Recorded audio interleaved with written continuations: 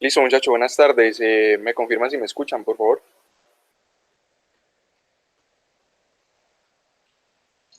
Sí, Alejo, se escucha bien. Bueno, perfecto, muchachos. Entonces, pues en primer lugar, muchas gracias a ti, Miguel, también por esta invitación, a las personas que se han conectado en este momento, pues para la conferencia. Y la idea, pues, es tratar de explicar de manera breve la nueva guía Gold acerca, pues, del EPOC, que sabemos que es una enfermedad que nosotros podemos encontrar, pues, en la mayoría de nuestros servicios de hospitalización, de urgencias y demás. Entonces, pues, considero que es bastante relevante y vamos a iniciar. Bueno, cualquier duda o algo, pues activan simplemente el micrófono, la van haciendo o pues esperamos al final. Entonces, para comenzar, tenemos que por definición, la enfermedad pulmonar obstructiva crónica es una enfermedad común, prevenible y tratable. Quiero que esto les quede muy claro porque hay personas que preguntarán pues que si realmente la persona se puede tratar, si tiene algún tratamiento que realmente le vaya a funcionar o que si la persona simplemente va a poseer la enfermedad y va a morir. Entonces, pues vamos a tratar de solucionar esas preguntas durante la charla. Esta enfermedad se caracteriza por síntomas respiratorios persistentes y una limitación en el flujo aéreo debido a anormalidades alveolares y de la vía aérea, que es lo que nosotros vamos a ver más adelante con respecto a la espirometría. Los pacientes que poseen EPOC tienen varias comorbilidades y además de esto, pues sabemos que tiene un gran impacto en la mortalidad y en la calidad de vida, pues como tal de estos pacientes. Entonces, para iniciar, vamos a tener que la etiología principal va a ser la exposición a humo y la polución y los factores del hospedador. En segundo lugar, la patogenia. Tenemos que hay un deterioro del desarrollo pulmonar y un daño pulmonar acelerado que nos va a llevar a una inflamación pulmonar y sistémica. Esto como tal nos va a llevar a pequeños desórdenes y anormalidades de la vía aérea, enfisema y efectos sistémicos que van a ser representados por, en primer lugar, una persistencia en la limitación del flujo aéreo y en segundo lugar, en manifestaciones clínicas, que es donde se nos van a presentar los síntomas, las exacerbaciones y las comorbilidades. Entonces, para dar una introducción a esta charla, como les decía, pues aquí vemos que realmente el tema pues se ha tocado en distintas oportunidades, se han sacado pues ciertas revisiones, cambios en las guías como tal desde 1959 y actualmente lo que les quiero compartir pues en este momento es la guía 2020 Gold, que es pues el último reporte y revisión pues de evidencia científica. Entonces pues realmente es una charla muy completa que va a tener cada uno de los puntos importantes que se tomaron en cuenta para realizarla. Hablando un poco de la epidemiología, tenemos que realmente es una enfermedad que posee alta morbilidad, alta discapacidad y se clasifica en el quinto puesto según la causa de muerte por esta clasificación Daily, que es de años de vida ajustados por discapacidad y nos la clasifica en el segundo lugar como causa de muerte en los Estados Unidos. Además de esto, tiene altos costos en salud y la Unión Europea genera aproximadamente 38 billones de pesos para contrarrestar los efectos de la enfermedad y los Estados Unidos 52 billones pues como tal. Eh, Acerca de 30 millones de adultos en los Estados Unidos, aproximadamente pues un 12% son poseedores de esta patología y de este porcentaje 126.000 muertes son causadas al año. En el mundo es la tercera o cuarta causa de muerte con aproximadamente 3 millones de muertes por año, teniendo en cuenta que es una clasificación diferente a la que les mostraba del DEI. Algunos de los factores relacionados son factores del individuo y este individuo va a tener también unos factores de riesgo. Para la parte de los factores del individuo, encontramos en primer lugar la genética, con el déficit de alfa-1 antitripsina en primer puesto, el gen activado como tal, asociación de estudios genómicos de los fenotipos de la capacidad vital forzada, el volumen respiratorio forzado y otros marcadores como tal, y la proteína de interacción Hedge-Hodge, que va a influir directamente con el progreso de la enfermedad.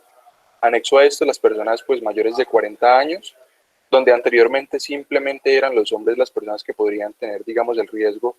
mayor para la enfermedad, y ahora en esta guía hace un cambio de gran relevancia que nos compara uno a uno hombres con mujeres. Anexo a esto también vamos a encontrar una hiperreactividad bronquial, un crecimiento y desarrollo pulmonar defectuoso y patologías asociadas como asma y bronquitis crónica. Teniendo en cuenta los factores de riesgo,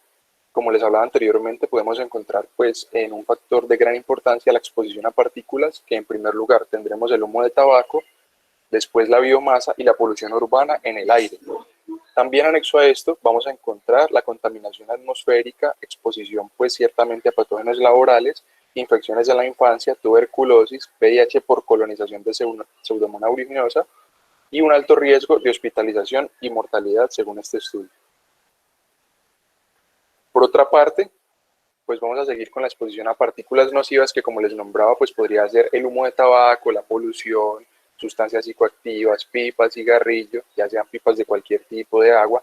fumadores pasivos y cigarrillos electrónicos, que realmente se han sacado nuevos estudios donde demuestra cada vez más y con mayor fuerza que sí tienen que ver con el desarrollo de la enfermedad. Es el factor más común, por eso precisamente lo hemos nombrado en varias oportunidades aquí pues en el inicio de la charla, y se relaciona con la alteración de la función pulmonar. Es el que más genera síntomas respiratorios y es el que mayor mortalidad tiene con respecto a los no fumadores. Además de esto, hay una disminución progresiva del volumen expiratorio forzado en un segundo. Con respecto al embarazo, tenemos que el riesgo fetal también se va pues, a hacer más marcado y evidente pues, durante los procesos patológicos que conlleva el EPOC, y problemas en el crecimiento, en el pobre desarrollo pulmonar y en el sistema inmunitario deprimido, que es lo que realmente nos va a llevar a largo plazo en el bebé también una alta tasa de morbimortalidad. Iniciando con la fisiopatología, quisiera comenzar con esta imagen que realmente es lo que les nombraba, la exposición a humo y otros factores, donde realmente esto es lo que nos va a activar unas sustancias oxidantes que nos va a generar una respuesta y una activación de unos neutrófilos, de unos linfocitos TCD8, de unos macrófagos, que a su vez nos van a liberar proteasas más oxidantes como tal, y todo esto nos va a llevar al daño del parénquima pulmonar. En esto se nos va a aumentar la respuesta inflamatoria, todo esto nos va a llevar a una remodelación pulmonar, que realmente lo que nos va a generar es una hipertrofia, un aumento del número de células caliciformes, una fibrosis de la pared bronquial, y estas dos primeras pues nos va a conllevar realmente a un aumento del moco como tal. Siguiendo con la fisiopatología, entonces vamos a encontrar unas estructuras donde vamos a iniciar con la tráquea, el bronquio, los bronquios segmentarios, la obstrucción en el bronquiolo terminal, donde realmente pues son los más pequeños antes de formar el bronquio respiratorio como tal, y realmente hay alvéolos y allí es donde se dan los cambios que se producen pues como tal en la patología, como el enfisema. Esto realmente pues nosotros lo debemos investigar porque puede ser una de las grandes causas de muerte en este paciente, una pues de las más seguras, y pues como dato curioso pues tiene 12 ramificaciones, las primeras 7 que son los bronquios tienen cartílago en la pared, las últimas 14 son bronquiolos que no tienen cartílago. Entonces, si no tienen cartílago, ¿qué es lo que hacen que realmente no colapsen durante la enfermedad? Entonces vamos a explicarlo por acá. Vamos a encontrar el asino respiratorio. Este asino respiratorio realmente lo anterior a este es parte de la vía aérea que solo conduce aire y que no hay hematosis ni procesos pues, de intercambio como tal en este lugar. Este es el bronquiolo terminal que les mostraba yo anteriormente. Y hay unos bronquiolos respiratorios con unos tabiques como tal. Estos tabiques se van a alterar, me van a alterar toda la parte del bronquiolo terminal, el bronquiolo respiratorio, y esto va a tener unas fibras elásticas que se van a romper, me van a generar el daño como tal, se pierden los tabiques y hay un agrandamiento permanente y progresivo de la vía aérea distal al bronquiolo terminal, lo que hace que este colapse como tal, además que las fibras elásticas se destruyan, el bronquiolo colapse al 100% y los sacos alveolares se agrandan cada vez más, que es donde se nos va a generar la hiperinsuflación, que es el otro proceso patológico pues como tal que tenemos específicamente en el EPOC, reteniendo más aire. Hay destrucción de los vasos sanguíneos y todo esto nos va a llevar a una hipertensión pulmonar y a un cor pulmonar. Entonces, ¿qué vamos a tener nosotros? Vamos a tener un estímulo que realmente puede ser el estrés, alérgenos, virus, aire frío, tabaco, y todos estos son procesos gatillo que nos van a desencadenar en sí la forma patológica de la enfermedad. Entonces vamos a iniciar con una respuesta inflamatoria mediada por linfocitos Th2, mastocitos, eosinófilos, macrófagos y neutrófilos, donde estos principalmente los Th2 son los que nos van a generar inmunoglobulinas, que van a ir a los receptores de los mastocitos como tal, van a hacer el intercambio y van a iniciar la producción de los leucotrienos, que me va a generar la broncoconstricción, los edemas, la secreción de las mucosas Y todo esto explica que el paciente tenga realmente lo más característico del EPOC,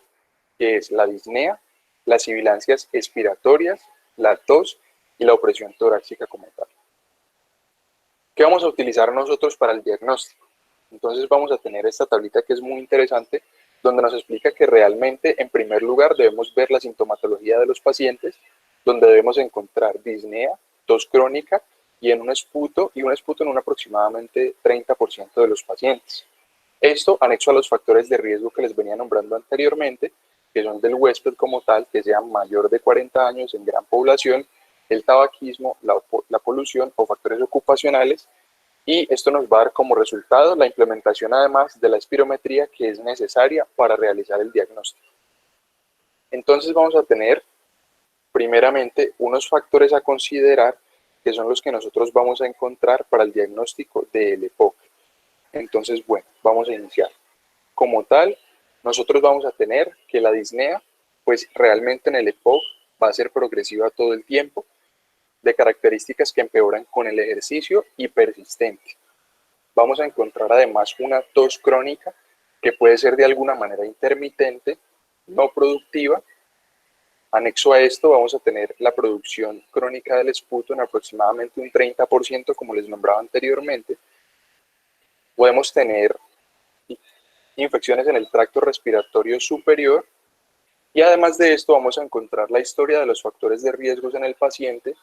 que van a ser pues factores genéticos, congénitos, desarrollo de normalidades, humo de tabaco y personas que están expuestas a otros factores como lo son, digamos, los calentadores o factores ocupacionales, vapor de las industrias, bueno, entre otros. Algunas otras causas de la tos crónica como tal podrían ser pues ya patrones diferenciales de la enfermedad que realmente se caracterizan pues por otro tipo de patologías. Entonces vamos a encontrar pues el asma, el cáncer de pulmón, la tuberculosis, bronquiectasias y entre otros. Entonces, hablando un poco de la espirometría, que es realmente lo que nos va a determinar el patrón obstructivo como tal, entonces tenemos que pues la técnica como tal que nosotros vamos a utilizar es la función respiratoria del paciente, donde vamos a medir ciertos patrones y los vamos a clasificar en una tabla, que ya se las voy a mostrar aquí adelante. Entonces pues tenemos que es el método diagnóstico de más importancia, donde va a evaluar la gravedad de la obstrucción, el pronóstico y el deterioro rápido de la enfermedad. También con esta podemos hacer el seguimiento hacia los pacientes con la selección de fármacos, tener diagnósticos diferenciales y un manejo no farmacológico que nos va a ayudar también dependiendo de la situación de cada paciente. Algunas de las consideraciones que debemos tener en cuenta en la espirometría es realmente, pues en primer lugar, la preparación, donde los espirómetros pues necesitan una calibración regularmente. Anexo a esto, los espirómetros deben producir una copia impresa o tener una pantalla digital de la curva expiratoria, lo que nos va a permitir la detección de errores técnicos o tener un aviso automático para identificar una prueba no satisfactoria o la razón de por qué se nos está generando este error en la prueba. Además de esto, pues tenemos que tener en cuenta que el supervisor de la prueba necesita una capacitación técnica porque pues realmente las personas encargadas de estas pruebas deben recibir una charla pues anteriormente, deben estar capacitadas para el proceso para no tener falsos negativos o positivos como tal. Y también se requiere pues el máximo esfuerzo del paciente, donde nosotros le vamos a realmente explicar al paciente cómo nosotros vamos a utilizar pues esta prueba para darle su diagnóstico, pero realmente él es el que nos tiene que colaborar pues también acerca de eso. Con res. Dale. Bueno, Sí, Miguel. disculpa, ¿tienes de pronto algunas solicitudes por aprobar que me están escribiendo? Ya, dame un segundo, Gracias. ya reviso.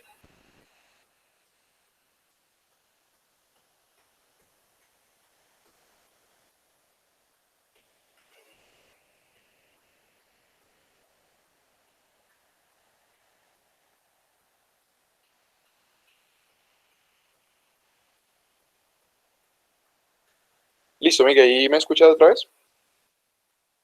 Sí, ya, dale, sí. Listo. Entonces, con respecto al uso de los broncodilatadores, digamos que los protocolos de dosificación posibles son 400 microgramos de un beta-2 agonista de acción corta o 160 microgramos de un anticolinérgico de acción corta o los dos combinados. El volumen expiratorio forzado en un segundo debe medirse entre 10 a 15 minutos después de haber administrado el beta-2 agonista de acción corta o entre 30 y 45 minutos después de un anticolinérgico de acción corta como tal, o pues de la combinación de ambas fases de este medicamento. Entonces, ¿qué vamos a encontrar nosotros en el rendimiento como tal? Vamos a encontrar que la espirometría se debe realizar utilizando técnicas que cumplan con los estándares publicados como tal. Tenemos que las trazas de volumen y en el tiempo expiratorio deben ser suaves y libres de irregularidades. Anexo a esto, la pausa entre cada inspiración y la expiración debe ser menor a 1 segundo para tener una prueba adecuada. La grabación debe continuar en un tiempo suficiente para alcanzar una meseta de volumen que puede tomar aproximadamente 15 segundos en una enfermedad pues obstructiva grave. Y tanto en la capacidad vital forzada como en el volumen expiratorio forzado en 1 segundo deben ser mayor el valor obtenido de cualquiera de las 3 curvas para poder realizar pues cualquier tipo de diagnóstico que nosotros queramos observar con respecto a la prueba. Ya como tal, en la evaluación como tal de la espirometría, las mediciones de la espirometría se evalúan mediante la comparación de los resultados con los valores de referencia apropiados que se manifiestan según la edad de los pacientes, la altura, el sexo y la raza. Y tenemos que ya la presencia de un volumen expiratorio forzado con respecto a la capacidad vital forzada menor a 0.70 post uso de broncodilatador nos confirma la presencia de la limitación del flujo de aire. Entonces aquí vamos a tener pues la espirometría como tal con lo que les explicaba. Vamos a tener por este lado, el lado izquierdo, el volumen en litros inspirado de nuestros pacientes y en la parte de abajo el tiempo en segundos que realmente es lo que nos va a tomar la prueba como tal de lo que el paciente está realizando. Vamos a tener las dos clasificaciones que va a ser la capacidad vital forzada que la vamos a determinar con esta línea verde de acá. Este trazo del lado de acá, del lado izquierdo, es un trazo normal. El del trazo derecho es un trazo obstructivo. Y también vamos a encontrar el volumen expiratorio forzado en 1 segundo, que es este que vamos a encontrar nosotros punteado de color amarillo. Entonces vemos que en un trazo normal, lo que nosotros vamos a encontrar es que el paciente realmente puede ingresar bastante volumen en litros como tal, y que este volumen respecto al volumen expiratorio forzado, o sea, la expiración del paciente en 1 segundo, va a ser mucho mayor que en un patrón que tenemos acá al lado derecho, que va a ser el patrón obstructivo con los valores que nos están pues demarcando en el cuadrito de color amarillo acá. ¿Listo? Entonces lo que les quiero explicar es que realmente con esta definición, este examen y pues todos estos procesos podemos determinar que el paciente realmente tiene un patrón obstructivo, que el volumen expiratorio forzado de los pacientes va a ser mucho menor en 1 segundo y que realmente el volumen en litros, teniendo en cuenta esta prueba, en una enfermedad obstructiva como tal, va a ser mucho menor que en un trazo normal, donde los pacientes pues no van a tener absolutamente ninguna patología. Siguiendo con la evaluación, entonces tenemos que los objetivos de nosotros evaluar pues realmente el EPOC es para poder determinar el nivel de limitación del flujo de nuestros pacientes y qué impacto va a tener pues esta limitación en su estado de salud a largo plazo, las comorbilidades, exacerbaciones, ingresos hospitalarios, incluso la muerte de nuestros pacientes y cómo nosotros vamos a tomar medidas en cuestión de medicamentos y terapias no farmacológicas para guiar la terapia de los mismos. Para lograr estos objetivos, la evaluación que nosotros vamos a realizar con respecto al EPOC debe tener puntos específicos que nosotros vamos a determinar después también con el tratamiento para saber si realmente lo que nosotros estamos haciendo nos va a servir en lo que el paciente está presentando. Entonces vamos a tener en primer lugar la presencia y severidad de anormalidades en la espirometría, que creo que sería lo más clave. Anexo a esto, vamos a tener la naturaleza actual y magnitud de los síntomas del paciente, porque hay que tener en cuenta que la espirometría es un examen y nosotros no podemos utilizarla simplemente sin tener pues las características del paciente.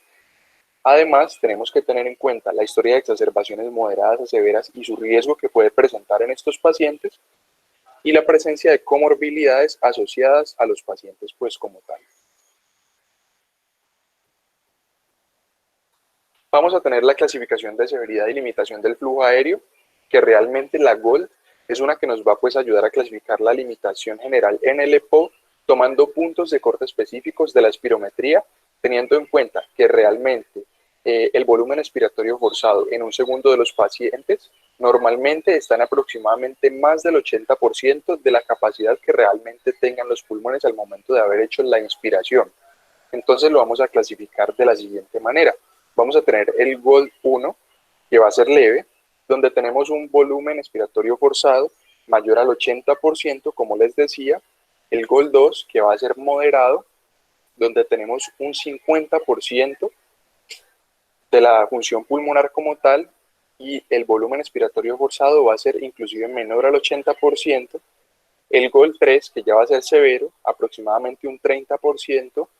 de función pulmonar como tal, y el volumen expiratorio forzado en un segundo de estos pacientes va a ser menor al 50%, y ya el Goal 4, que va a ser el muy severo, es donde tenemos realmente menos del 30% del volumen expiratorio forzado en nuestros pacientes, y donde realmente vamos a ver más marcada la hiperinsuflación que tenemos en nuestros pacientes. ¿Qué vamos a hacer nosotros con la evaluación de estos síntomas? Aquí vamos a tener dos medidas fundamentales que son las que vamos a utilizar para clasificar además a nuestros pacientes y realmente ver cómo se están comportando para asignarlos a una de las categorías y después en el seguimiento del tratamiento tener en cuenta todo lo que nosotros vamos a tomar de los mismos. Entonces vamos a encontrar en primer lugar esta medida que es del Consejo Médico Británico de Investigación, que es adecuada para medir los síntomas como tal y se relaciona pues con las medidas en el estado de salud de nuestros pacientes y predice el riesgo de mortalidad futura, que es la que nosotros conocemos pues usualmente como el MMRC. Entonces, ¿qué vamos a encontrar nosotros en esta categoría? Nosotros vamos a encontrar que realmente lo que nosotros vamos a hacer es pues marcarle a los pacientes o pues enseñarles a ellos y que ellos mismos nos colaboren a nosotros realmente la opción que más se adecue a lo que el paciente está sintiendo en la actualidad. Los grados van a ir de 0 al cuarto y lo que nosotros vamos a traducir pues en esta tabla es lo que nosotros realmente le vamos a preguntar a nuestros pacientes, donde un grado 0 tenemos que realmente va a ser lo que el paciente nos diga en cuanto a que le falte el aire al realizar ejercicio de manera exhaustiva. En el grado 1 es donde el paciente nos va a comentar que le falta el aire al caminar más rápido o al subir una cuesta un poco pronunciada. El grado 3 ya vamos a tener el grado donde nosotros vamos a encontrar a los pacientes que nos van a decir que tienen que detenerse para respirar y después de caminar unos 100 metros o después de tomar unos minutos en plano, sienten que les falta el aire. Y el grado 4 es donde nosotros encontramos a los pacientes donde nos dicen que les falta el aire, que le impide salir de casa o que simplemente se están vistiendo, que es lo más usual que ellos les vayan a decir, y que se empiecen a cansar de manera más rápida. Bueno, otra de las clasificaciones que nosotros vamos a encontrar con respecto pues, a la evaluación de los síntomas en el EPOC es la del COP Assessment Test, que es una medida unidimensional de 8 ítems que ya se las voy a mostrar, que realmente fue desarrollada pues para aplicar en todo el mundo y todas las traducciones que han hecho hasta el momento pues están disponibles y han sido válidas. El puntaje varía de 0 a 40 y se relaciona realmente con otra tabla clasificatoria, pero es la que nosotros utilizamos pues en este momento. Entonces encontramos que es la clasificación CAT, aquí está en pantalla, y vamos a tener pues dos estados como tal del paciente. El estado en la parte izquierda y en la parte derecha pues el siguiente estado del paciente. Entre estos dos estados vamos a encontrar unos números, que es una tabla donde nosotros le vamos a explicar al paciente que con respecto a estas dos frases que nosotros tenemos a los lados, el paciente es quien nos va a determinar cómo realmente se siente con respecto a lo que nosotros le estamos indicando. Por ejemplo, entonces acá digamos dice, el paciente se siente, bueno, yo me siento feliz o yo me siento triste. Entonces realmente nosotros le vamos a preguntar al paciente en qué rango de estas dos oraciones él se va a encontrar y es lo que nosotros vamos a marcar de aquí en adelante pues con respecto a todas las traducciones que vamos a hacer pues como tal. Con respecto a la evaluación del riesgo en las exacerbaciones, vamos a tener que las exacerbaciones como tal son empeoramientos agudos de los síntomas que realmente requieren un tratamiento adicional del que nosotros venimos manejando en cada uno de nuestros pacientes, teniendo en cuenta que el tratamiento debe ser individualizado para cada uno de ellos. Nosotros lo vamos a clasificar como leve, donde vamos a utilizar broncodilatadores de acción corta, moderada, donde vamos a utilizar broncodilatadores de acción corta, más posiblemente antibióticos, más posiblemente corticosteroides, una grave, donde el paciente ya requiere hospitalización, urgencias y se relaciona con insuficiencia respiratoria aguda, y una exacerbación frecuente, donde tenemos que van a ser más de 2 por año relacionado con eventos previos tratados. El riesgo de estas exacerbaciones, según la clasificación GOLD que les mencionaba anteriormente, va a ser al GOLD 2 del 20%, al GOLD 3 del 50% y al GOLD 4 del 80 al 90%. Otro patrón que nosotros podemos evaluar en nuestros pacientes es la eosinofilia en sangre, que es un marcador de riesgo para nosotros predecir efectos de los corticosteroides que estamos utilizando en este paciente. Otras de las comorbilidades asociadas que pueden presentar los pacientes con EPOC van realmente relacionadas a otros procesos o enfermedades, pues como tal, de los mismos pacientes. Tenemos como tal enfermedades extrapulmonares, donde posiblemente pues van a ser consecuentes con los pacientes de EPOC, las enfermedades cardiovasculares que nos incrementan pues la mortalidad como tal, nos incrementan la disnea, la falla cardíaca crónica, cáncer como tal, malnutrición, anemia, osteoporosis, depresión, diabetes y apnea obstructiva del sueño. Entonces, teniendo en cuenta las dos clasificaciones anteriores como tal, la del CAT, la del MMRC y la del GOLD, entonces nosotros vamos a realizar una evaluación combinada, que es lo que realmente nos va a funcionar en nuestros pacientes para poder clasificarlos a ellos en cada uno de nuestros grupos. Lo que primero nosotros vamos a realizar es la espirometría, confirmando el diagnóstico. Anexo a esto, vamos a evaluar la limitación del flujo aéreo, que nosotros lo vamos a clasificar pues ya con el GOLD como tal, y también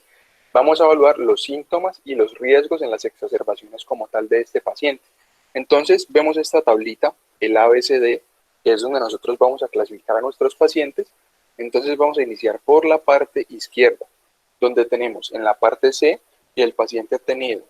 mayor a 2 o mayor a 1 estancias hospitalarias o admisiones hospitalarias,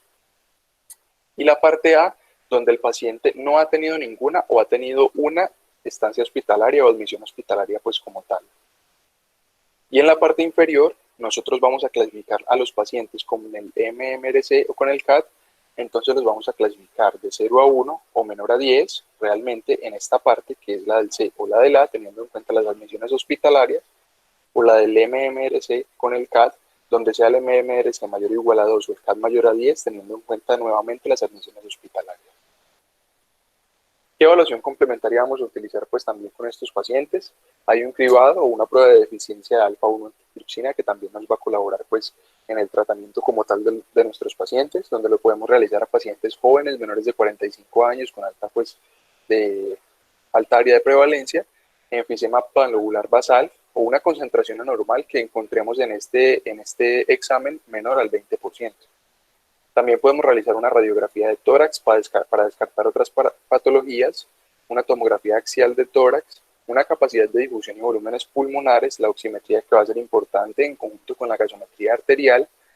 una prueba de ejercicio o actividad física en banda de 6 minutos para ver realmente la disnea del paciente y si realmente el paciente lo que nos está expresando también pues es certero, y otras escalas que pues realmente la que nosotros utilizamos son las que anteriormente les nombré. Vamos a tener el diagnóstico diferencial del EPOC como tal, que también es muy importante pues tenerlo en cuenta, porque realmente cuando nosotros vamos a dar tratamiento a los pacientes debemos estar seguros que realmente sea EPOC lo que nosotros estemos realizando o pues tratando. Entonces vamos a tener en primer lugar pues el EPOC como tal, vamos a tener el asma, la falla cardíaca congestiva, bronquiectasias, tuberculosis, bronquiolitis obliterante y panbronquiolitis difusa. Todas estas pues vamos a tener pruebas para descartarla, como ustedes ven pues aquí al lado derecho, que realmente van a ser pruebas de tórax o otro tipo pues de pruebas que nosotros vamos a realizar en estos pacientes para tener en cuenta si realmente estamos tratando el EPOC o tenemos otra patología por delante. Con respecto a la prevención, entonces en primer lugar vamos a tener que debemos hablar con nuestros pacientes y aconsejarlos, ingresarlos a programas de estudio para suspender el tabaquismo. Tenemos sustitutos de reemplazo de la nicotina. Recuerden que realmente se están presentando artículos donde nos dicen que el vaping sí nos está generando procesos patológicos con respecto al EPOC, y vamos a encontrar productos farmacológicos que nos van a mejorar la sintomatología de los pacientes. Además, debemos generar en los mismos estrategias de apego para poder que realmente ellos tengan en cuenta el tratamiento y sea beneficioso para todos. Otro punto de prevención que nosotros vamos a encontrar son las vacunas. En primer lugar, la influenza anual, neumococo 23 valente para menores de 65 años, ¿sí? Y neumococo 13 valente conjugada para mayores de 65 años. Vamos a tener estrategias de ayuda en los pacientes. que es para que realmente el paciente tenga una adherencia a nuestro tratamiento. Entonces lo que nosotros vamos a hacer en primer lugar es preguntar e identificar sistemáticamente a todos los consumidores de tabaco en cada visita. Debemos asesorar también a nuestros pacientes, solicitando encarecidamente a todos los consumidores de tabaco que dejen de fumar de manera clara, fuerte y personalizada, dándoles a conocer que si los pacientes no dejan de fumar, pues puede ser peor para ellos y el tratamiento no va a funcionar. La evaluación de estos pacientes, donde determinamos la disposición y la razón del deseo del paciente de intentar dejar de fumar, y debemos preguntarle a cada consumidor de tabaco si está dispuesto realmente a dejar de fumar o no. Asistir a nuestros pacientes, ayudándolos pues a que dejen de fumar, dándole planes para dejar de fumar y proporcionándole a los mismos asesoramiento práctico y técnico con otras especialidades para poder que los mismos puedan tener una adherencia al tratamiento. Y una disposición como tal, que es programar el contacto de seguimiento y programar un contacto de seguimiento ya sea por persona o por teléfono, donde realmente nosotros preguntemos a los pacientes cómo van pues con respecto al tratamiento. Entonces vamos a entrar al tratamiento como tal. Hablando del tratamiento, lo que nosotros buscamos en nuestros pacientes, en primer lugar, pues es reducir los síntomas, anexo a esto reducir la frecuencia de las exacerbaciones, ya sean leves, moderadas o severas, evitando pues que sean graves como tal, mejorar la tolerancia al ejercicio, como les decía anteriormente, y el estado de salud de nuestros pacientes, y no hay evidencia de medicamentos que modifiquen el deterioro a largo plazo de la función pulmonar. Debemos también individualizar el tratamiento. Tenemos también las opciones de tratamiento que podemos utilizar en estos pacientes, como primera línea, que pueden ser los beta-2 agonistas, donde vamos a encontrar los de acción corta, que serían los ABA, y los de acción prolongada, de acción larga, que serían los LABA. Estos vamos a encontrar diferentes moléculas que van a ser utilizadas en los pacientes, donde vamos a tener pues inhaladores como tal de diferentes tipos, píldoras y otro tipo pues de tratamientos que podemos implementar en nuestros pacientes, teniendo en cuenta que cada uno debe ser individualizado y teniendo en cuenta la duración de la acción del tratamiento que nosotros vamos a esperar en estos pacientes. Entonces, como tal, un ejemplo claro, por ejemplo, pues de los beta-2 agonistas, vamos a encontrar el salbutamol, que mejora el broncoespasmo. Vamos a encontrar que viene en una presentación donde nos va a generar 90 microgramos por puff, y lo que nosotros vamos a brindarle a nuestros pacientes son 180 microgramos, o sea, 2 puff inhalados cada 4 a 6 horas, y en pacientes con exacerbaciones o con pues, patología moderada a severa, vamos a implementar de 4 a 8 puffs inhalados cada 20 minutos por menos de 4 horas después de 1 a 4 horas de haber instaurado este tratamiento como tal. Tenemos además la terbutalina, que es otro fármaco pues, que nos va a servir mucho en el proceso, también para el broncoespasmo. En presentación de 500 microgramos puff, vamos a utilizar 3 inhalaciones en una sola toma y no exceder los 6.000 microgramos o los 12 puffs como tal en nuestros pacientes. Otro grupo de fármacos que podemos utilizar en nuestros pacientes son los antimuscarínicos, que además de esto también los vamos a encontrar en de acción corta, que son los SAMA, y los de acción larga, que son los LABA. ¿Alguien tiene ahí una pregunta? ¿Activaron el micrófono? Bueno, la acción de estos es bloquear los receptores M3-diacetilcolina y nuevamente vamos a tener diferentes presentaciones, ya sean en inhaladores como tal de diferentes tipos. Otro ejemplo que nosotros vamos a poder utilizar pues en ellos es el bromuro de ipratropio, una inhalación de 17 microgramos, pues que es la presentación como tal de lo que realmente nosotros vamos a esperar que nos dé cada puff. Entonces vamos a poner 2 inhalaciones cada 6 horas y no exceder las 12 inhalaciones día, o sea 408 microgramos, o nebulizaciones de 2.5 mililitros con 500 microgramos de carga como tal cada 4 a 6 horas. Otros anexos y combinados que podemos utilizar en nuestros pacientes es el fenoterol con el bromuro de ipratropio o el salbutamol con el bromuro de ipratropio, que realmente es la combinación SABA-SAMA, que se las voy a pues, nombrar más adelante. También podemos utilizar el LABA-LAMA, que es formoterol, y alguno de estos que nosotros vamos a encontrar por acá, que es realmente el que nosotros más pues, podemos tener, el glicopirronio, y las metilsantinas, también la combinación pues, de LABA con corticosteroides inhalados, y también la triple combinación que es LABA, LAMA y los corticosteroides inhalados como tal. Tenemos adicional a esto otro medicamento que realmente ha servido mucho para prevenir las exacerbaciones de los pacientes, que es el inhibidor de la fosfodiesterasa 4, que es el roflumilast, y agentes mucolíticos como la erdosteína, carbocisteína o N-acetilcisteína, que van a ser pues beneficiosos para los pacientes. Acá tenemos pues el que les nombraba, el roflumilaz, que viene en presentación de tabletas de 500 miligramos y vamos a darle a los pacientes una tableta diaria y reduce realmente la frecuencia de las exacerbaciones. Entonces, ¿qué vamos a hacer nosotros? En primer lugar, vamos a tener un uso regular, o sea, según la necesidad de cada paciente, entonces vamos a requerir la monoterapia, o SABA o SAMA. Después de esto, vamos a instaurar un tratamiento donde utilicemos los dos, SABA-SAMA, superior a la monoterapia, como les decía. También podemos utilizar la terapia LAVA-LAMA, que mejora la función como tal, disminuye la disnea, el estado de salud del paciente aumenta y reduce las exacerbaciones con una evidencia de tipo A. Otro fármaco que también va a ser de gran utilidad es el tiotropio y mejora la eficacia en la rehabilitación de nuestros pacientes. Tenemos además que los medicamentos LAMA reducen las exacerbaciones y hospitalizaciones con respecto a los LAVA, y el uso de LAMA con un aumento en el volumen expiratorio forzado en un segundo realmente reduce los síntomas y disminuye las crisis que los pacientes puedan tener. Anexo a esto, la teofilina también tiene efecto broncodilatador y en el EPOC estable tiene un beneficio modesto con una evidencia más o menos B, que realmente también nos puede servir en los pacientes. Con respecto a los corticosteroides, lo que nosotros vamos a implementar en estos pacientes es el uso de corticosteroides inhalados como tal. Si no tenemos pues la facilidad de nosotros darle a nuestros pacientes corticosteroides inhalados, pues podemos utilizar también la vía oral, pero pues realmente vamos a utilizar también los corticoides inhalados como primera línea. Tenemos que estos corticosteroides inhalados como tal, o la terapia pues antiinflamatoria en el EPOC, y la terapia con combinación de esteroides y LAVA, que es lo que tenemos acá en el primer recuadro, es más efectiva que los componentes individuales, mejorando la función pulmonar y el estado de salud de nuestros pacientes, reduciendo además las exacerbaciones realmente de moderadas y severas. Esto es evidencia A. El tratamiento regular, ¿sí?,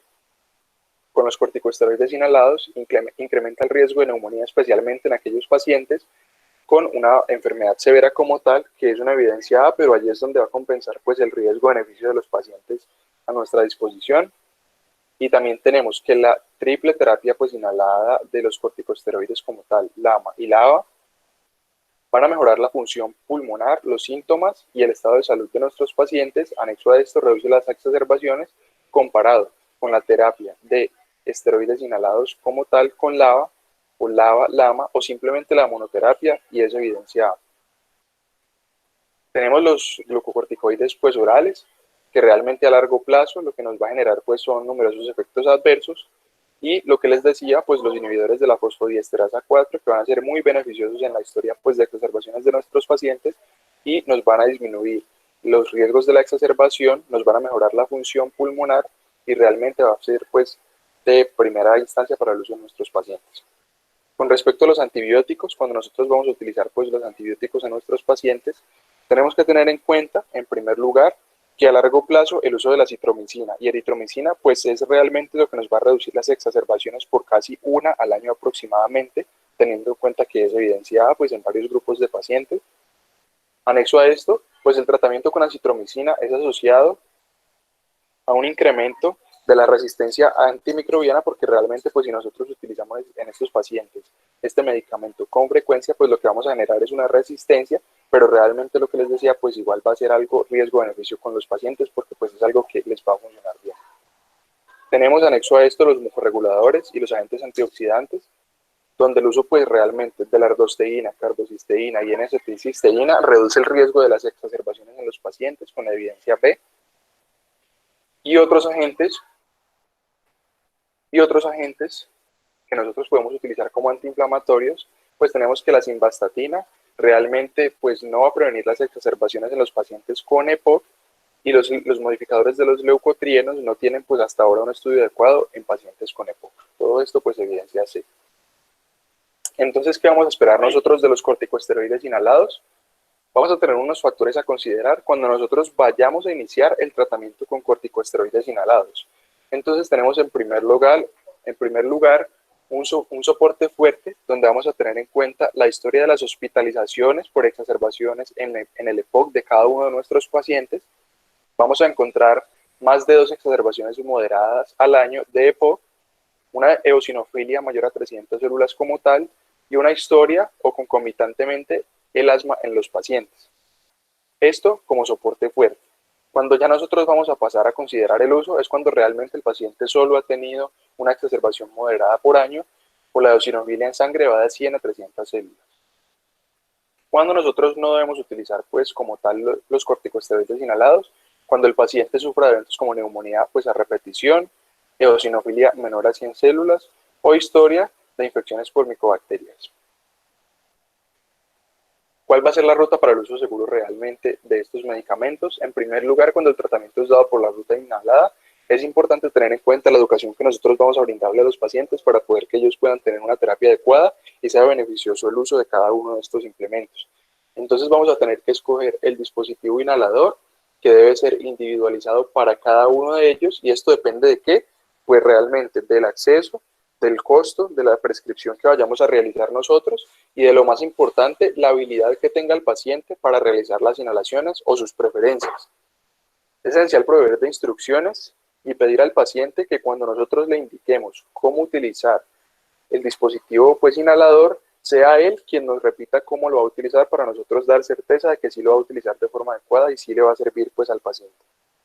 La técnica de las inhalaciones y la adherencia a la terapia debe ser revisada en el caso de fallas iniciales del tratamiento como tal para nosotros revisar qué podemos modificar, si realmente pues el paciente está implementando el buen uso del inhalador o si no lo está utilizando. Otras terapias farmacológicas que podemos utilizar nosotros es la terapia de aumento de alfa-1 antitripsina, donde vamos a tener un aumento intravenoso, que es la terapia que nos va pues, a ayudar más como tal a disminuir el progreso del enfisema, que era lo que les nombraba en la parte de la fisiopatología del EPOC, con evidencia B. Los antitusivos, pues realmente no hay estudios concluyentes con un beneficio pues, del rol de los antitusivos en pacientes con EPOC, y los vasodilatadores son realmente contraindicados pues, en estos pacientes porque pues, no hay algo que nos identifique como tal que realmente funcionen en estos pacientes y por el contrario pues pueden empeorar la oxigenación de los mismos. ¿Cuándo vamos a utilizar las terapias de rehabilitación pulmonar?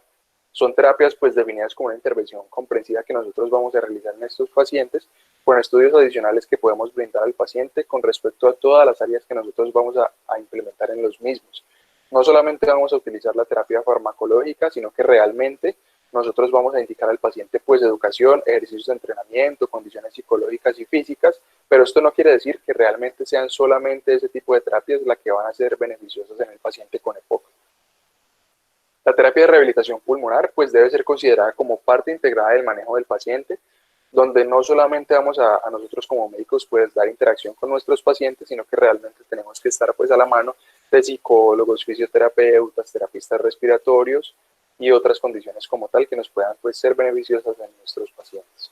Este tratamiento como tal o el uso pues de la terapia de rehabilitación pulmonar o terapia pues anexa a nuestros pacientes va a tener resultado aproximadamente 6 a 8 semanas después de que el paciente se adhiera realmente al tratamiento que nosotros le estamos brindando. Entonces vamos a tener la terapia de rehabilitación, el autocuidado y los cuidados integrativos pues en nuestros pacientes, donde nosotros realmente vamos a dar una rehabilitación pulmonar y esto nos va a servir en qué? En mejorar la disnea, el estado de salud de nuestros pacientes y la tolerancia al ejercicio, reducir además las hospitalizaciones en los pacientes que han tenido una exacerbación reciente, o sea, inferior a 4 semanas, que creo que sería pues más importante también, y tienden a una reducción de los síntomas de ansiedad y depresión que son muy clásicos o característicos de los pacientes que presentan EPOC al momento de presentar pues una crisis como tal. La educación y los autocuidados que nosotros brindamos a nuestros pacientes, lo que les decía que no realmente la sola educación es lo que va a ser beneficioso como tal, sino que debe ir acompañado de otros elementos, esto con evidencia C, y el autocuidado, la comunicación con profesionales de la salud y otras personas que puedan colaborar, pues realmente van a mejorar el estado de salud de los pacientes, disminuir las hospitalizaciones y visitas a los servicios de urgencias. Con respecto al fin de la vida y los cuidados paliativos, que pues nosotros debemos tenerlo presente en estos pacientes porque son pacientes de alta morbimortalidad, entonces es algo que realmente puede suceder en los mismos. Tenemos que para los pacientes con enfermedad terminal o muy avanzada, algunos de los servicios adicionales que nosotros podamos brindar como médicos o que el hospital pues pueda poner a disposición de nosotros van a ser realmente de mayor beneficio. ¿Esto por qué? Porque realmente son programas que se van a enfocar en mejorar la calidad de vida de los pacientes y reducir de manera temporal la sintomatología de los mismos o, entre comillas, el sufrimiento como tal que estén presentando. El término de la vida asociado pues a los cuidados en casa o en algunas instituciones especiales para pacientes con EPOC ha mejorado realmente la calidad de vida en los pacientes. ¿Esto anexo a qué? A que se han asociado, digamos, cuidados de enfermería en casa, cuidados de terapistas respiratorios, psicólogos y otras entidades en casa que realmente van a ser mucho más beneficiosos para los pacientes porque van a estar pues más tranquilos en sus hogares. Vamos a ver si realmente tienen una persona que pueda cuidar de ellos o si realmente están cumpliendo con el tratamiento específico que nosotros hemos enviado pues a los mismos. Tenemos además pues en los cuidados paliativos y lo que les nombraba, el uso como tal de opiáceos, una estimulación neuromuscular eléctrica, oxígeno y ventiladores de aire, que pueden ser procesos pues que nos van a servir a nosotros en el momento de darle un buen tratamiento a nuestros pacientes y esto puede mejorar mucho los síntomas de disnea como tal. En los pacientes desnutridos, la suplementación nutricional por el área pues de nutrición como tal puede mejorar la fuerza de los músculos de la respiración y en este caso pues realmente mejorar también el estado de salud de nuestros pacientes. Otras terapias adicionales que nosotros vamos a utilizar en nuestros pacientes son la oxigenoterapia y el soporte ventilatorio como tal, donde tenemos que a largo plazo la administración de oxígeno aumenta la supervivencia en pacientes con hipoxemia arterial crónica a severa, realmente pues es evidenciada. Y anexo a esto, tenemos que la ventilación a presión positiva pero no invasiva puede aumentar el alta de pacientes hospitalizados y la supervivencia en un grupo selectivo de pacientes hospitalizados. Esto realmente, pues en cuáles, particularmente aquellos donde pues encontremos una hipercapnia mayor a 52 milímetros de mercurio. También habla pues las guías como tal de unas terapias quirúrgicas asociadas al manejo del EPOC, donde nosotros vamos a encontrar en primer lugar la reducción quirúrgica del volumen pulmonar. ¿Esto para qué? Pues realmente nos aumenta la supervivencia en nuestros pacientes con enfisema severo del lóbulo superior, que es una pues de las partes de la fisiopatología que les nombraba al inicio de la presentación, y mejora levemente la capacidad a realizar el ejercicio. Entonces tenemos también pues en segundo lugar la ulectomía en pacientes seleccionados, no la vamos a realizar pues a todos los pacientes, y ha disminuido la disnea como tal, mejora la función pulmonar y la tolerancia al ejercicio. Ya en otra instancia, el trasplante de pulmón en pacientes aptos con EPOC severo, donde el trasplante de pulmón ha demostrado mejorar la calidad de vida y la capacidad funcional realmente de nuestros pacientes. Otros procesos adicionales son válvulas endobraquiales, bobinas de pulmón y ablación a vapor, que pues serán revisadas en otro artículo. Entonces, ¿qué vamos a tener nosotros en nuestros pacientes? Y es muy importante tener en cuenta pues lo que nosotros vamos a ver en este momento, porque es lo que nos va a determinar el seguimiento pues de los mismos. En primer lugar, vamos a realizar un diagnóstico teniendo en cuenta los síntomas, los factores de riesgo y la espirometría, que debe repetirse si está al borderline. Seguidamente vamos a evaluar inicialmente a nuestros pacientes con un volumen expiratorio forzado en un segundo con el GOL de 1 a 4 o con los síntomas del MMRC o el CAT y la historia de las exacerbaciones. También el estado de fumador actual, teniendo en cuenta el IPA de los pacientes, medir la alfa-1 antitripsina y tener en cuenta las comorbilidades de los pacientes. Después vamos a brindar un manejo inicial donde vamos a dar apoyo al paciente a reducir el tabaquismo, vamos a brindar una vacunación, vamos a tener que, debemos mejorar en los pacientes los estilos de vida, vamos a generar estilos de vida activos y propiciar el ejercicio, vamos a dar una farmacoterapia inicial y vamos a dar educación y manejo propio a nuestros pacientes, como les decía, teniendo en cuenta los factores de riesgo, las técnicas de uso de los inhaladores, las técnicas de respiración en nuestros pacientes y que sea el paciente mismo quien nos genere un plan de acción con todo lo que nosotros le estamos brindando para saber que realmente sí está siguiendo con el tratamiento. Anexo a esto el manejo de otras comorbilidades. Siguiendo con el manejo, después de brindar un manejo inicial, nosotros vamos a revisar nuevamente los síntomas con estas clasificaciones. Vamos a ver si ha tenido o no exacerbaciones, cómo va el estado de fumador, vamos a realizar de nuevo el IPA de los pacientes, vamos a ver cuál es la exposición nueva a factores de riesgo, vamos a evaluar nuevamente la técnica del inhalador y la adherencia, vamos a propiciar además la actividad física y el ejercicio, vamos a evaluar si el paciente necesita rehabilitación pulmonar o otros cuidados, o si el paciente como tal ya necesita son cuidados paliativos, cómo va la vacunación de los pacientes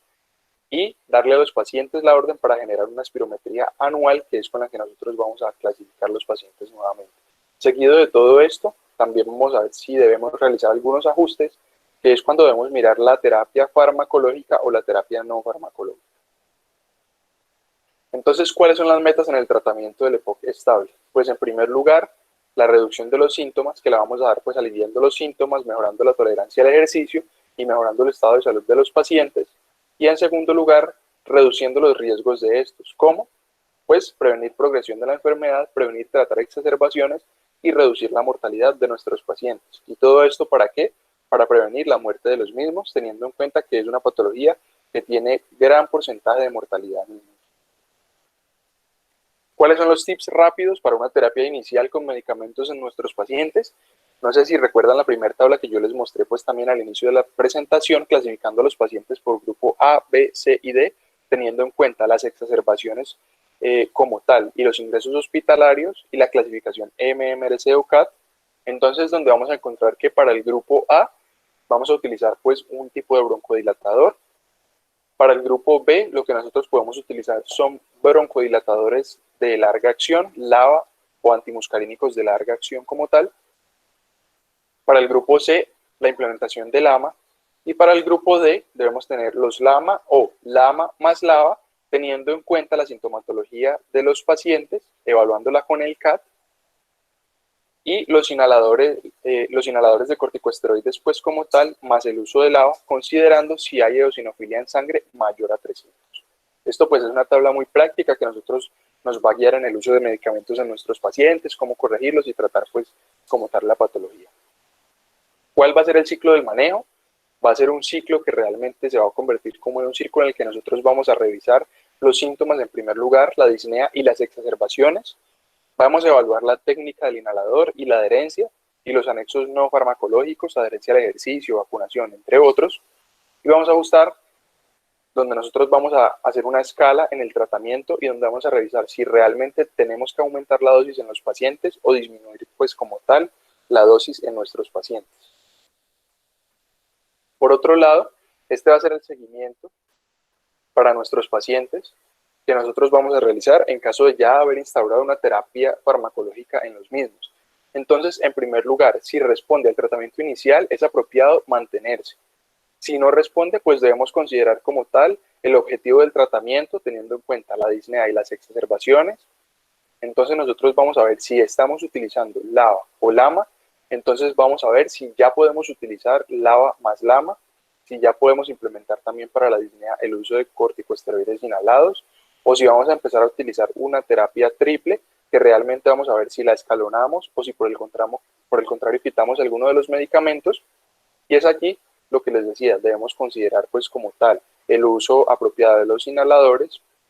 e investigar cuáles son las otras causas por las que el paciente puede estar pasando con una disnea. Con respecto a las exacerbaciones como tal, vamos a encontrar el uso con LABA o LAMA como tal y podemos brindar a nuestros pacientes también el uso de corticosteroides inhalados teniendo en cuenta una eosinofilia menor a 100, donde ya vamos a empezar a implementar el uso del roflumilast o de los antibióticos como la acitromicina en fumadores pues de larga data. Además, para el manejo pues no farmacológico de nuestros pacientes, en el grupo A es esencial pues realmente decirle al paciente que debe dejar de fumar, que esto va incluido pues en las terapias farmacológicas también de nuestros pacientes. Recomendar en los mismos una actividad física y revisar los esquemas de vacunación de nuestros pacientes. Y en pacientes clasificados como B, C y D, nuevamente indicarles que deben dejar de fumar, ver cómo va la terapia farmacológica y ver si realmente estos pacientes necesitan una terapia de rehabilitación pulmonar. Anexo a esto, pues totalmente la actividad física como tal y la vacunación. El seguimiento de tratamiento no farmacológico, donde realmente si el paciente responde al tratamiento es importante mantenerse, como les decía, y ofrecer la vacunación anual recomendada acorde a los lineamientos anteriormente presentados. Es propia para nuestros pacientes porque realmente es lo que nosotros vamos a seguir a largo plazo si el paciente tiene una buena adherencia al tratamiento. Y lo que nosotros debemos asegurar a los pacientes es que mantenga pues acordemente la utilización de los programas de ejercicio de actividad física que nosotros vamos a recomendar a estos pacientes y un adecuado sueño y una dieta saludable. Si el paciente no responde al tratamiento inicial, vamos a realizar pues lo que yo les nombraba anteriormente con respecto a la disnea también como tal, los autocuidados, y vamos a poner a nuestros pacientes a que realicen un propio plan de acción teniendo en cuenta los métodos pues de respiración que nos van a mejorar la disnea, las técnicas de conservación pues de la energía como tal y estrategias de autocuidado.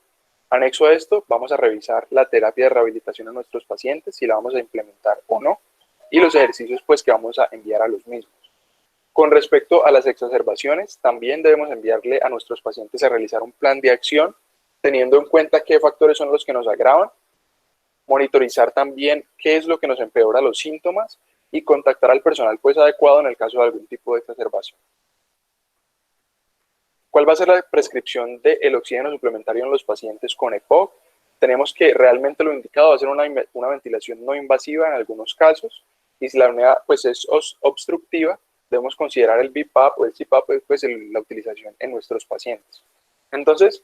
vamos a tener una clasificación donde vamos a poner a nuestros pacientes en estos rangos. Vamos a definir realmente una hipoxemia arterial con una presión arterial de oxígeno menor a 55 milímetros de mercurio o 7.3 kilopascales como tal,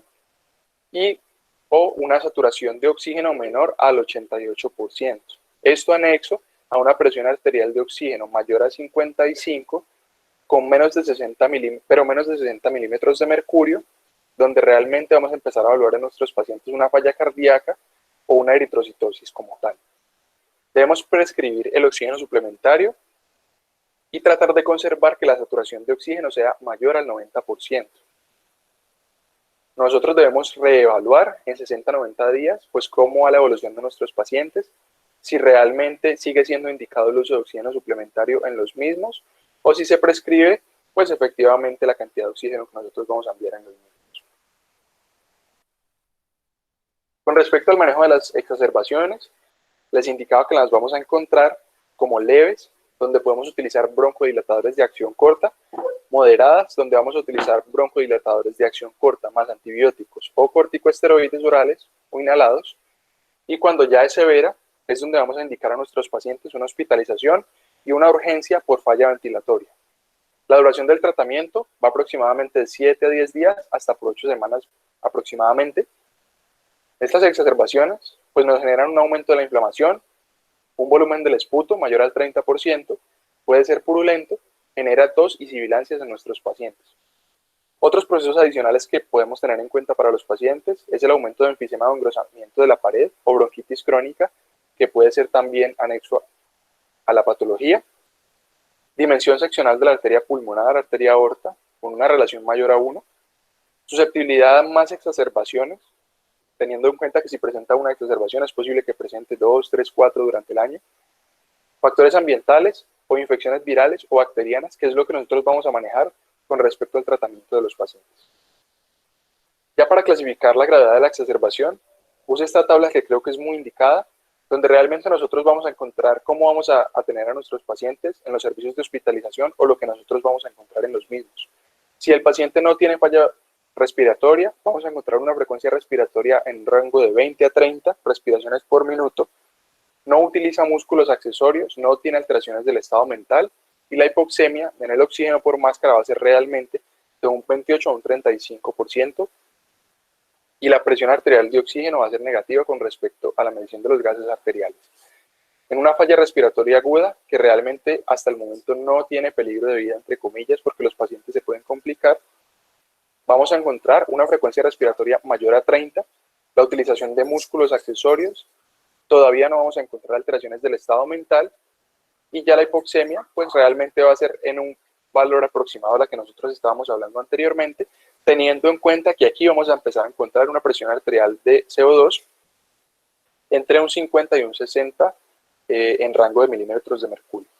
Una falla respiratoria aguda, ya donde nos pone el peligro de vida para nuestros pacientes, nuevamente la frecuencia respiratoria por base pues mayor a 30.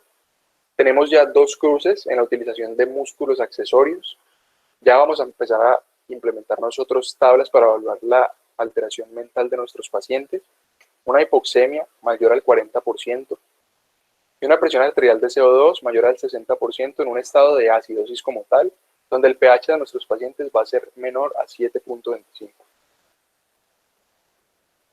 Para la parte de los diagnósticos diferenciales del EPOC, pues como tal, lo que les indicaba al inicio de la presentación, debemos tener en cuenta también la sintomatología de nuestros pacientes, exámenes adicionales que nosotros vamos a enviar a los mismos y vamos a empezar a descartar otro tipo de patologías. Entonces, pues podemos tener una neumonía, que realmente vamos a enviarle a nuestros pacientes una placa de tórax,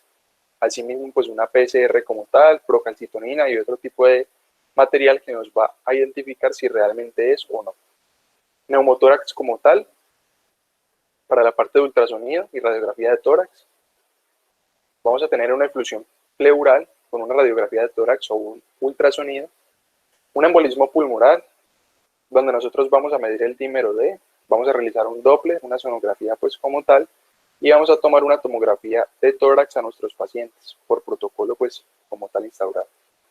Tenemos también un edema pulmonar o condiciones pues cardíacas relacionadas, donde vamos a realizar electrocardiograma, enzimas cardíacas, ultrasonido y todo este tipo de pruebas que nos van a descartar otro tipo de patologías de nuestros pacientes,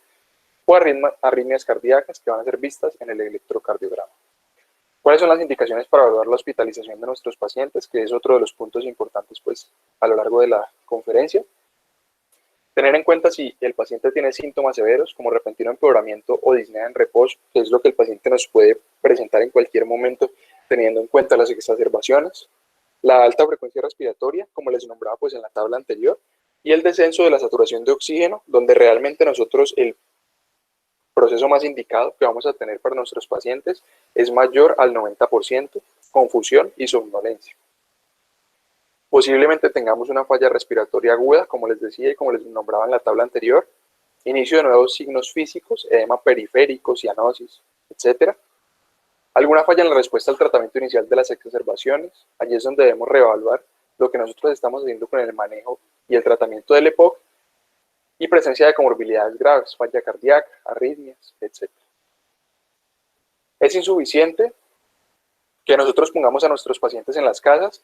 y que realmente no tengan una persona que pueda cuidar de ellos, porque el paciente solo pues va a tener dificultad al momento de realizar las inhalaciones, de ponerse sus medicamentos, etc. ¿Cuáles son las indicaciones para ingreso de UCI? Una disnea grave que no responde al tratamiento, alteraciones del estado mental, hipoxemia menor a 40 milímetros de mercurio o acidosis grave, como les nombraba anteriormente, ventilación mecánica invasiva o inestabilidad hemodinámica. El manejo de estas exacerbaciones graves, pero que no exponen aún la vida de nuestros pacientes, es realmente monitorear los gases arteriovenosos de los pacientes, aumentar la dosis de los medicamentos que vienen de base y la frecuencia de los broncodilatadores de acción corta, que esto pues nos va a beneficiar mucho a los pacientes. Vamos a iniciar la combinación de SABA con SAMA, que son pues los broncodilatadores, los beta-2 agonistas como tal, y los antimuscarínicos, ambos de acción corta. Debemos ajustar si nosotros estamos utilizando los broncodilatadores de acción prolongada o los antimuscarínicos de acción prolongada cuando el paciente vuelva a estar estable. Considerar el uso de los corticosteroides y de antibióticos pues como tal, si realmente el paciente es fumador de larga data o si ha tenido infecciones a repetición, si el esputo es purulento, etc. También la necesidad de ventilación no invasiva, porque realmente es algo que puede beneficiar a estos pacientes. Monitorizar también el balance hídrico, importante en estos pacientes, porque son pacientes que van a comenzar a sudar, pues realmente debemos equilibrar los líquidos también como tal para que no nos genere otro desbalance en el paciente. Identificar y tratar nuevas comorbilidades asociadas a patologías pues de base como tal, o a elementos que nos estén generando esas exacerbaciones graves en nuestros pacientes. El tratamiento farmacológico para las exacerbaciones, como nos recomienda la guía, es el uso de broncodilatadores,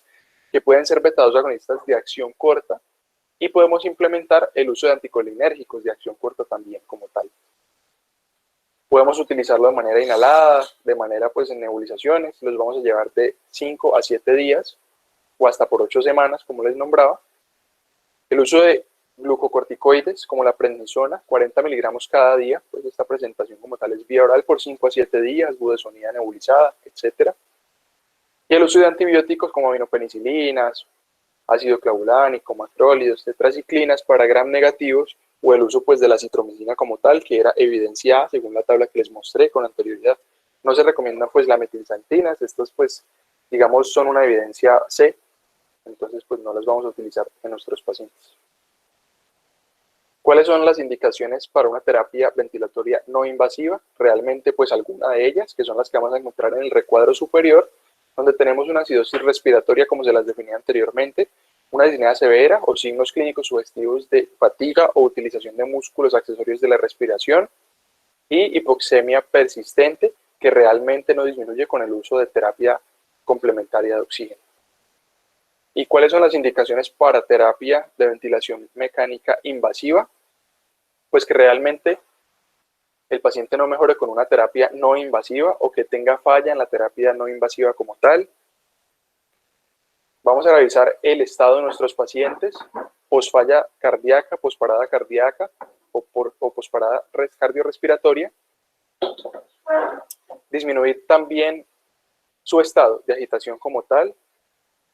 la sedación de estos pacientes y una aspiración masiva de vómito, persistencia o inhabilidad pues, de las secreciones respiratorias y realmente una inestabilidad hemodinámica con una poca respuesta pues, a la utilización de drogas vasoactivas como tal. Ya para los criterios como tal y recomendaciones en el alta que nosotros vamos a dar a estos pacientes, tenemos que revisar pues realmente los datos que nos está generando el laboratorio. Vamos a utilizar la espirometría, la alfa-1 antitripsina y pues valores adicionales. Realmente vamos a valorar en estos pacientes nuevamente el uso de los inhaladores. Vamos a ver si los pacientes se están acogiendo a la terapia, si realmente el ejercicio que nosotros estamos enviando a los mismos es el adecuado, si nosotros podemos manejar a estos pacientes en casa como tal y muchas técnicas que nos van a servir para que el paciente pues tenga una alta adecuada y un manejo prolongado de su enfermedad. De 1 a 4 semanas de alta, nosotros vamos a evaluar como tal cuál es el desarrollo del EPOC en este paciente, si debemos reclasificarlo, cómo el paciente pues está entendiendo el régimen de tratamiento que nosotros estamos brindando, reevaluar las técnicas de inhalador, reevaluar técnicas de uso de oxígeno a largo plazo y documentar la capacidad física que tengan estos pacientes para llevar sus actividades cotidianas al máximo nivel. Recordemos que el EPOC pues, es una patología que genera discapacidad en los pacientes, pero lo que nosotros buscamos es realmente que los pacientes puedan tener una vida entre comillas adecuada. Documentar los síntomas con el implemento de las tablas y determinar el estado de las comorbilidades. Ya a las 12 o 16 semanas, pues realmente vamos a hacer prácticamente lo mismo, pidiendo al paciente que nos indique cómo se ha sentido y cómo está utilizando cada una de las técnicas que nosotros pues hemos implementado en los mismos. La intervención que reduce realmente la frecuencia en las exacerbaciones de nuestros pacientes, nuevamente como les decía, el uso de los broncodilatadores, que puede ser LABA, LAMA o la utilización de la terapia dual,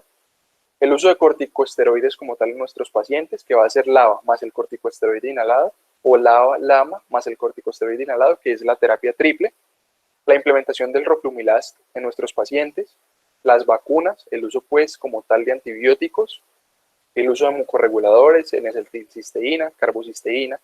y otros factores básicos que realmente nos van a servir a nuestros pacientes al momento de nosotros preguntar y realizar el IPA, donde nosotros debemos tener en cuenta que el paciente ha dejado de fumar, que realmente se está rehabilitando,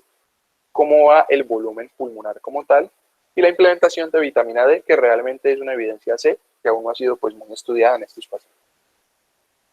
El pronóstico como tal, y ya para terminar pues la charla, es realmente pues pobre a largo plazo porque realmente es una enfermedad discapacitante con la que el paciente pues realmente va a tener un uso prolongado de muchos medicamentos, de muchas terapias pues como tal, no tanto farmacológicas, sino también pues de su vida personal, donde realmente después de una hospitalización se asocia con un 50% de mortalidad a los 5 años. Entonces pues es allí donde nosotros debemos intervenir con terapia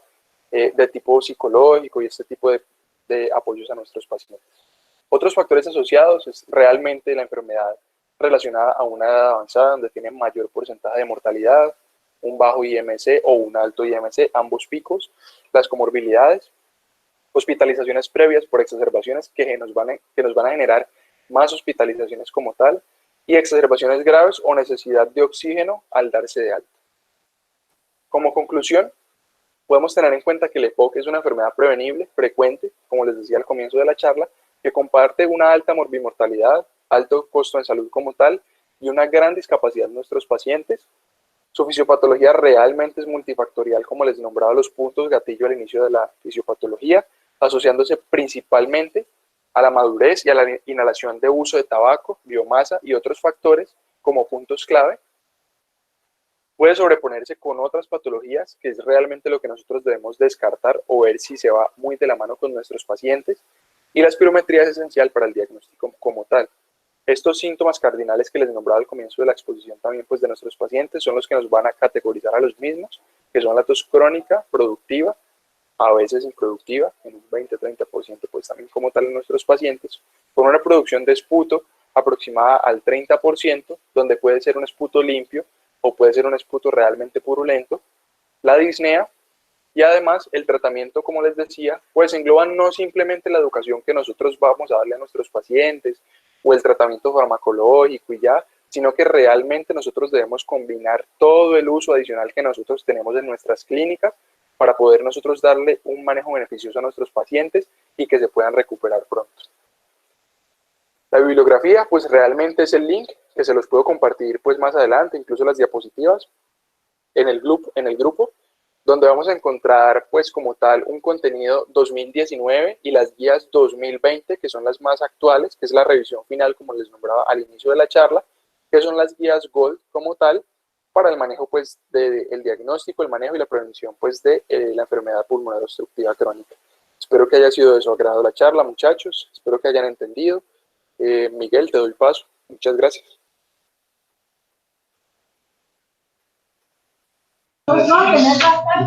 Bueno, Alejo, muchas gracias por tu intervención, excelentísima charla. Entonces ahora vamos a dar un espacio pues, corto de preguntas, dudas, sugerencias que tengan. Alguien quiere hacer un aporte, puede abrir el micrófono y hablar en este momento.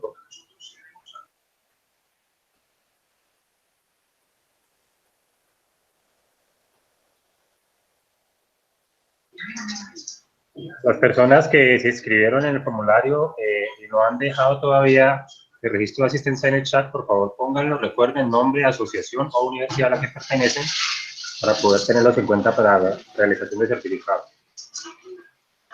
Y como no hay ninguna pregunta ni ninguna duda, entonces de parte del Comité SCOME les agradecemos de corazón haber participado de este foro virtual. Pues les invitamos a que estén pendientes de próximos foros que vamos a realizar. El día de mañana tenemos un foro titulado Neuroimagen en el paciente crítico de urgencias, dictado por el doctor Rubén López, un especialista en el área de radiología de imágenes diagnósticas,